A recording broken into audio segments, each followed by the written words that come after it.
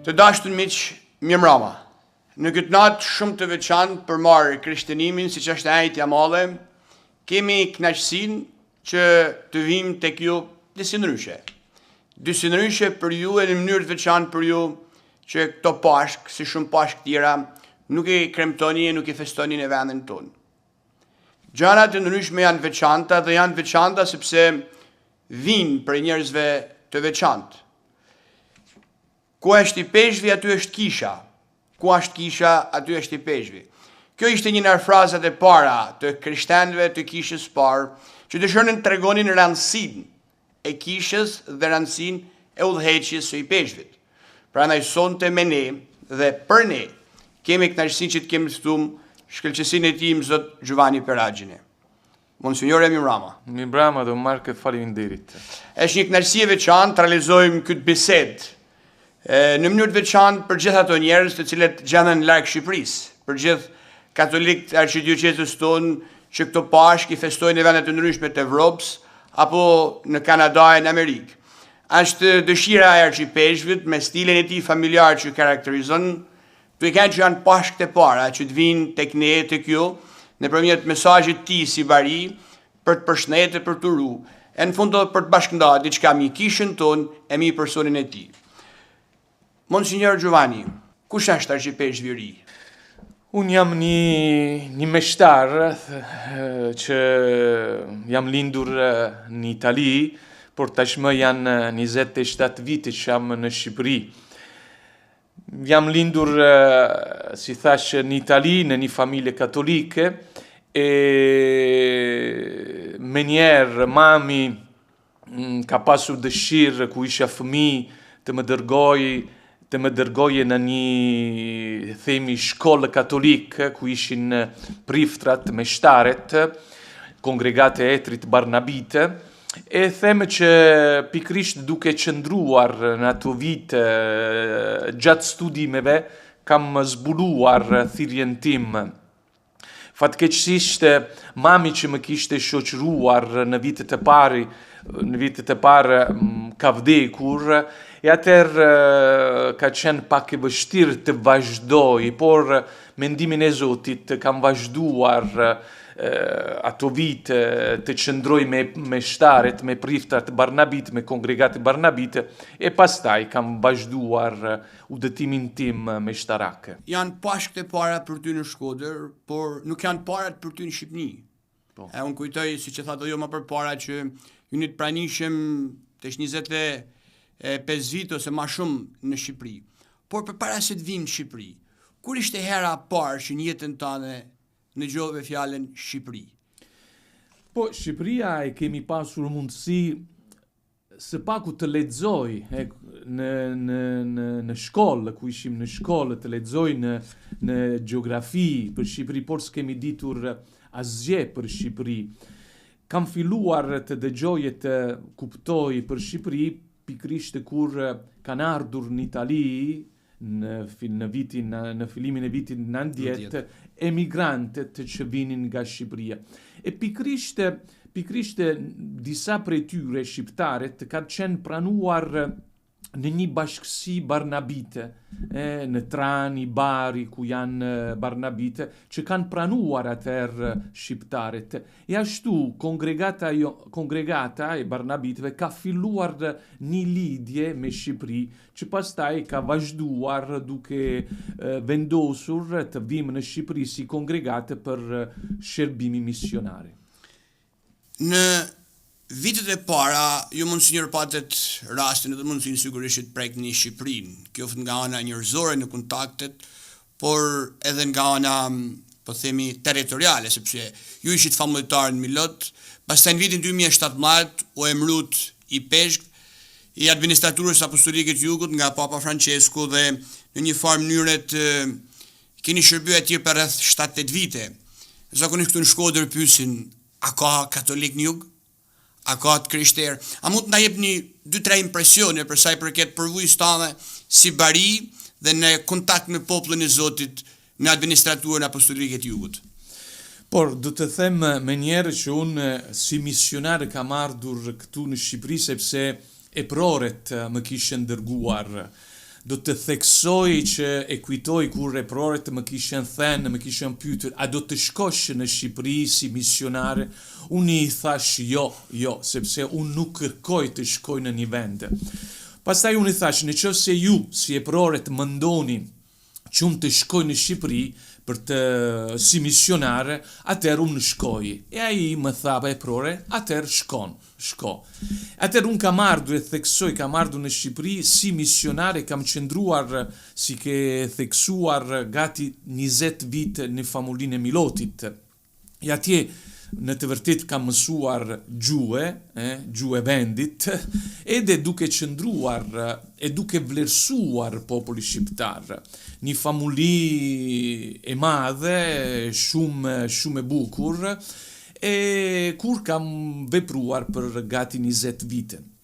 Ndryshimi im nga veriu në jug, si bari, si peshk në administraturës apostolike, sigurisht nuk ka qenë lehtë, sepse në jug e Shqipërisë, ashtu si shumë mendojnë, nuk kanë katolik, nuk ka kisha.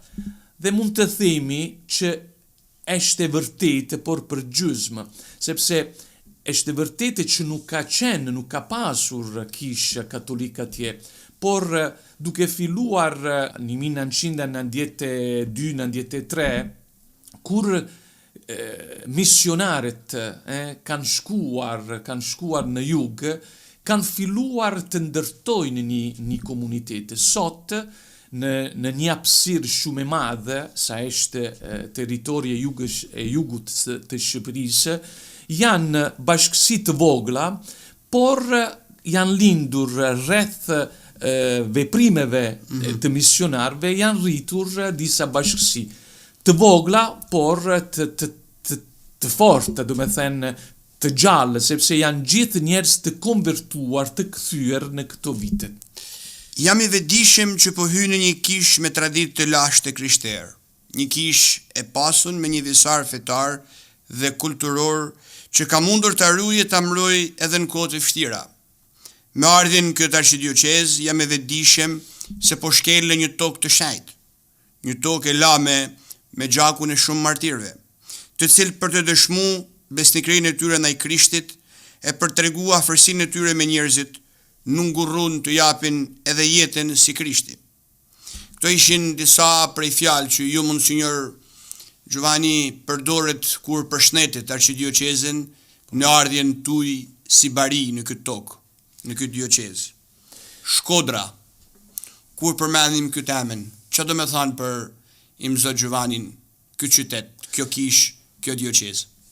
Sigurisht në këto vite që kam qenë në Shqipëri, shpesher kam ardhur, kam pasur mundësi të vi në Shkodër. Unë e kujtoj kur kam ardhur për herën e parë në 1996 në Shkodër.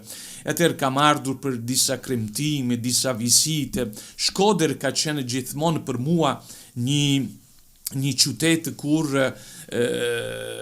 në të vërtetë përjetohet besimin katolik këtu në Shqipëri.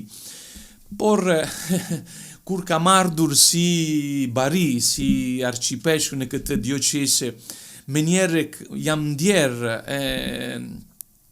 që në të vërtetë isha duke ardhur e jam duke ardhur duke prekur një tokë të shenjtë. Me njerë kur më kanë lajmëruar arqipeshku e Shkodrës, me njerë kam ndjerë këtë ndjenjet, do me thënë sikur se Mojsiu që afrohet në tokën e shenjtë, e Zoti i tha kujdes që e duke prekur një tokë e shenjtë, sepse unë në këto vite edhe kam lexuar, edhe kam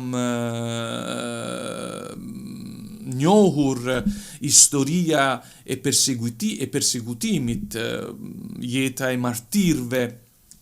Është një tokë që në të vërtetë është e lagur prej gjakut të martirëve. Atëherë kur shumë njerëzit, shumë katolikë kanë dëshmuar edhe me vdekjen besimin e tyre ndaj Zotit.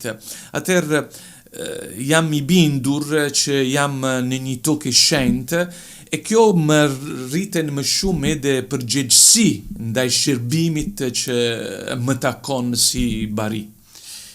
Le të kthehemi një retrospektiv shumë të vogël. Populli shqiptar është shumë, sidomos Kisha Katolike, për këtë lidhjen me Atin e Shenjtë, me Papën. Shumë prej martirëve tonë kanë vdek duke thënë atë shprehjen e famshme rrnoft Krishti, rrnoft Papa, rrnoft Shqipëria.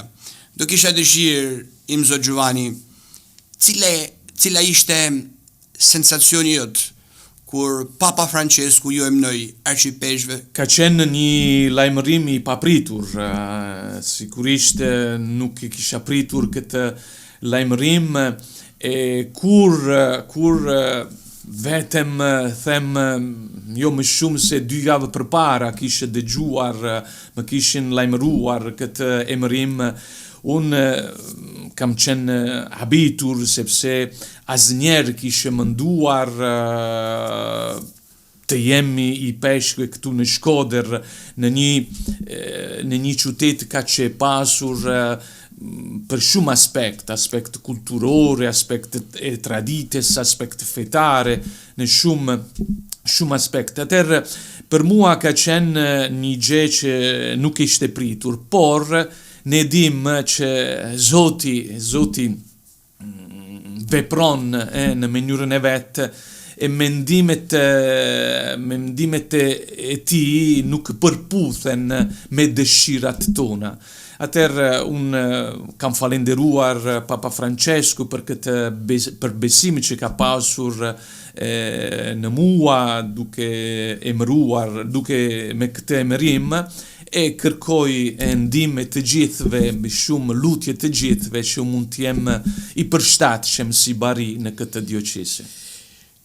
Gjatë magjisterit tuaj si i peshk në arqidioqezën në administraturën apostolike të Jugut, kujtoj personalisht një përvojë shumë interesante.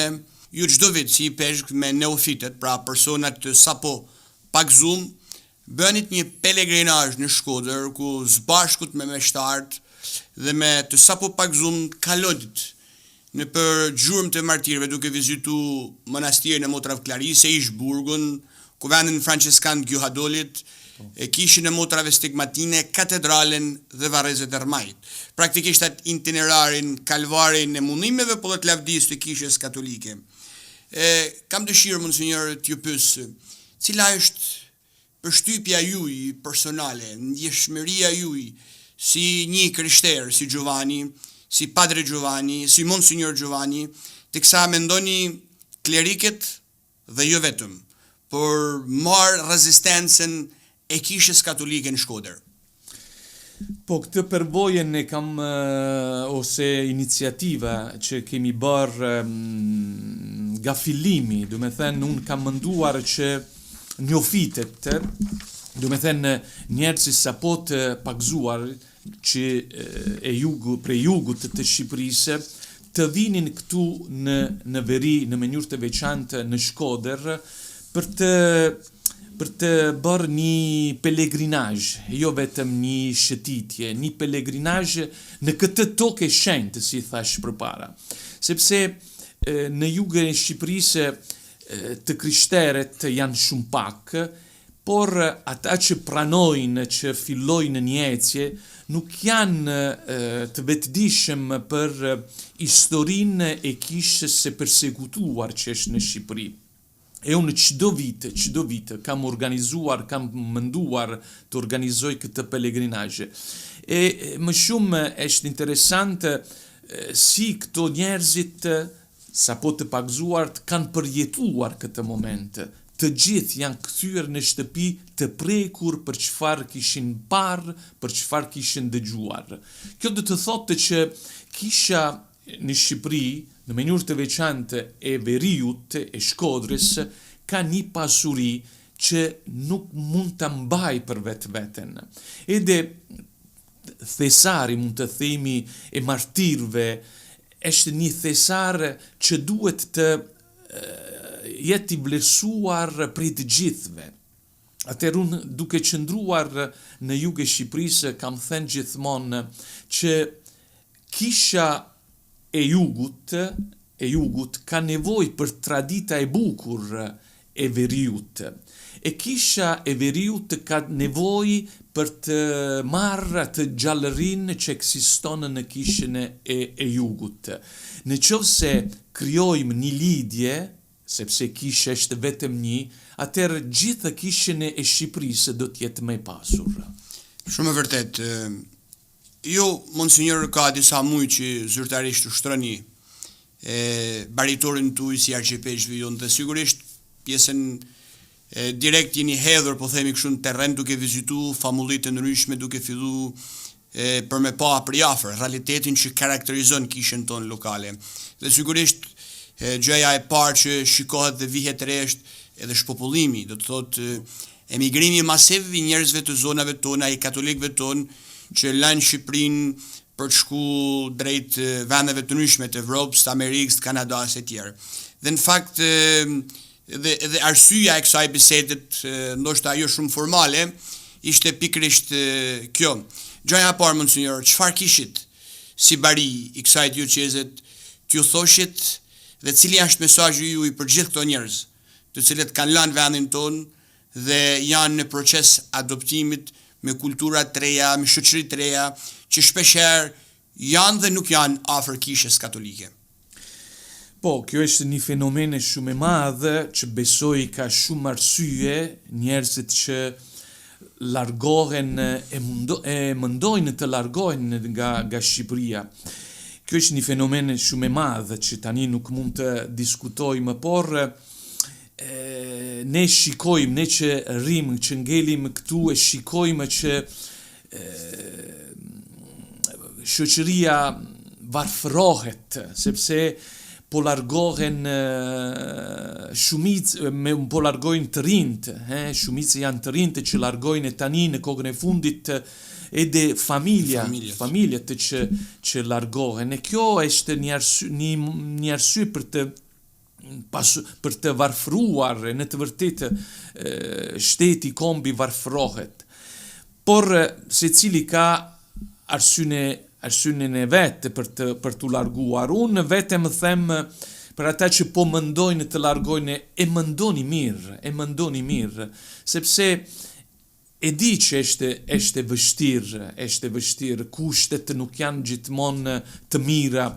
E shpeshherë them edhe unë me veten, çfarë do të kisha bërë unë, në qoftë se do të kisha qëndruar këtu në moshën e ri, ndoshta edhe unë do të isha larguar, por së paku mendoni mirë, sepse sot me sakrificë, me angazhim, ndoshta mund të ndërtohet një shoqëri të ri. Në qoftë se ju largoni të gjithë, kush do të ndërtojë një Shqipëri në të ardhmen? E pastaj mendoj edhe të lidhur me martirët, që edhe duke pranuar vdekjen kanë shprehur roft Krishti, roft Shqipëri. Kjo binomi fe e adhe nuk është vetëm një slogan nacionalizmi i pafrytshëm. Ata kanë shprehur besimin e tyre në Zotin që tregohet, që shfaqet në shërbimin e njerëzve. Ata kanë vuajtur e kanë vdekur duke treguar besimin e tyre, por është lidhur besimi që është lidhur me dashuri ndaj njerëzve. Atëherë, edhe ne që jemi këtu, do të duam këtë kombë, këtë shtet, mund të themi këtë vend, por do të duam jo duke qëndruar larg, do të angazhohemi për të ndërtuar sot këtë vend. Pa diskutim, ndoshta jam i bindur që një prej formave më të mira të patriotizmit sot që nuk është thjesht me tun flamurin, por pikërisht me qëndru, me punu nërshmërisht e me jetu në këtë vend. Monsinjor, jemi drejt fundit, sot është e ajtja madhe, është një kjo ditë shumë e veçantë, ku është edhe themelimi e Eukaristisë. Ju sapo keni kremtu dhe meshën e Krizmes, mesha e parë me meshtart dhe meshën e darkës që është lamja e kamve. Është ajo mesha që praktikisht futet edhe në për familje, simbolizon në një farë mënyrë atë darken që është gjëja më klasike, më e rëndësishme e familjeve. Cili është mesazhi juaj për marr familjet e kishës tonë të Arkidiocezës Shkodër-Pult? Të ripërsërisim në situatë të ndryshme gjesti që ka bërë Jezusi në darkën e fundit. Mesha e darkës së fundit, që është themelimi i Eukaristisë, tregohet ndaj shërbimit. Është interesante që në darkën e fundit nuk kemi lexuar momentin në të cilin Jezusi ka themeluar Eukaristin, por ka treguar Eukaristia nëpërmjet shërbimit. Atëherë, qoftë në familjet tona, qoftë në shoqëri, qoftë në bashkësinë tonë të krishterë, në qendër do të jetë shërbimi. Jezusi që tha nuk kam ardhur për të qenë një shërbyer, por për të shërbyer. Atë shërbimi do të thotë flijimi, shërbimi do të thotë sakrifici, shërbimi do të thotë solidariteti, shërbimi do të thotë të jemi afer atyre që në të vërtet ka nevojë. Fillojmë në familjet tona e shpresojmë që dhe shoqëri mund të ndryshojë. Në homelinë e parë të hyrjes tande si argjipeshë në Shkodër, pa diskutim ki përshëndet, por edhe ki shpreh afërsinë tande ndaj gjithë atyre pjesëtarë të kësaj kishe që gjenden në emigracion. Jemi në 300, sapo kemi filluar 300 e pashkve, pas pak ditëve, pra të dielën do të jetë edhe dilja e pashkve. Cili është urimi i Monsinjor Giovanni Peragjinës në pashkën e parë si argjipeshë vijoni për gjithë familjet shkodrane dhe të Arkidiocezës tonë që gjenden në emigracion? Po, unë kam përmendur e dëshiroj edhe në këtë rast të përshëndes të gjithë katolikët që janë jashtë, sepse edhe se ju jeni jashtë Shkodrës, unë jam gjithmonë e ndihem, zyrtarisht nuk jam, por ndihem arqipeshkëve juaj, ju që jeni jashtë. E duke mësuar në këto muaj, duke biseduar me meshtarët që din më mirë situatën, e kuptoj që gati ose më shumë se gjysmë besimtarët e Shkodrës janë jashtë Shkodrës. Atëherë, atje ku jeni krenar, të jeni shqiptar, të jeni shkodranë, por më shumë e dëshmoni çfarë keni marrë nga vendin tuaj. Atëherë, duke qëndruar jashtë, ne qëndrojmë gjithmonë së bashku, sepse kisha është një. Por një gjë tjetër, do të integroni atje ku jeni. Ju merrni pjesë në dioqezë atje ku jeni, në bashkësi atje ku jeni, duke dëshmuar e duke vlerësuar vlerat që keni mësuar, duke rritur, duke lindur në këtë vend. Zot Giovanni, ju falenderoj përzemërsisht për këtë bisedë në këtë ditë ku impenjimet nuk mjaftojnë, por dëshira jote si bari për të qenë afër grigjës tande, të pranishme fizikisht, ose jo në Shqipëri, nëpërmjet mjeteve që teknologjia na i lejon, është admirueshme, prandaj faleminderit për ftesën dhe ju jam shumë mirënjohës në emrin e meshtarëve dhe në emrin e gjithë atyre që ta dëgjojnë këtë podcast. Të dashur miq, Monsinjor Giovanni Peragjina ishte me ne, biseduam dhe diskutuam për jetën e tij personale, për jetën si argjipeshkë, për jetën si bari dhe për jetën si shqiptar në mes shqiptarëve. Mirupafshim.